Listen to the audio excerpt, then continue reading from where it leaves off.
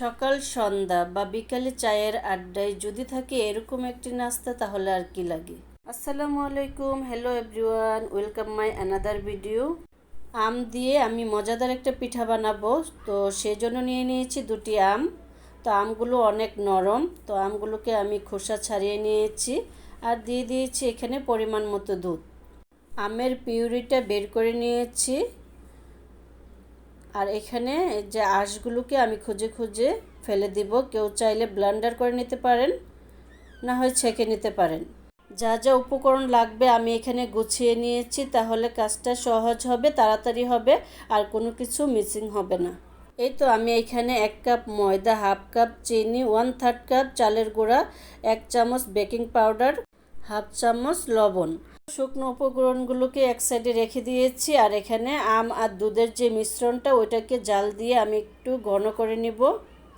তো এরকম আঠালো হয়ে আসলে আমি এটাকে নামিয়ে নিব। এখন সবগুলো উপকরণ, শুকনো উপকরণ একসাথে মিক্স করে নিব।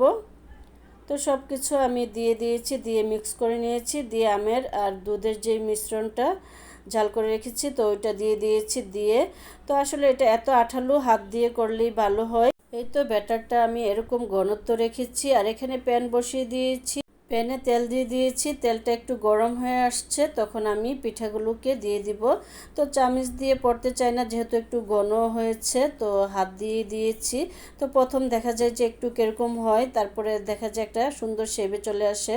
এই তো প্রথমে একটু আঁকা বাঁকা হয়, তারপরে পরে সুন্দর একটা শেপে চলে আসে আর স্মুথ হয়ে গেছে সুন্দর।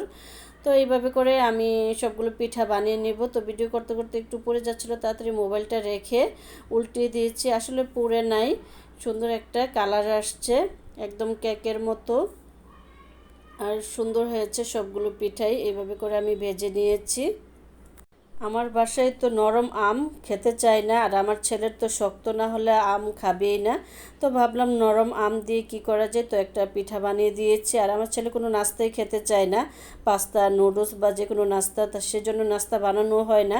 কিন্তু এই পিঠাটা এত পছন্দ করেছে, বলতেছে আম্মু আমাকে আরও বানাই দিও। তো এত পছন্দ হয়েছে ওর এই পিঠাটা। যাদের বেবিরা আম খেতে পছন্দ করে না তারা এইভাবে ট্রাই করতে পারেন। আর এই যে রেডিমেড জিনিসগুলো, শুধু এটা না, সব কিছুই, অনেক কিছুই রেডিমেড সব কিছু পাওয়া যায়। তো আমাদের জীবনকে কত সহজ করে দিয়েছে, তারপরও আমাদের সময় নেই। আগের মা চাচিরা নাস্তা বানাতে কত কষ্ট করে আর কত মশলা বেটে খেত, তারপরেও ওদের হাতে সময় ছিল।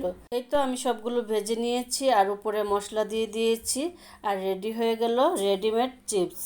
তো যে যেখান থেকে আমার ভিডিওটা দেখছেন, আশা করি অনেক অনেক ভালো আছেন, সুস্থ আছেন। আল্লাহ হাফেজ।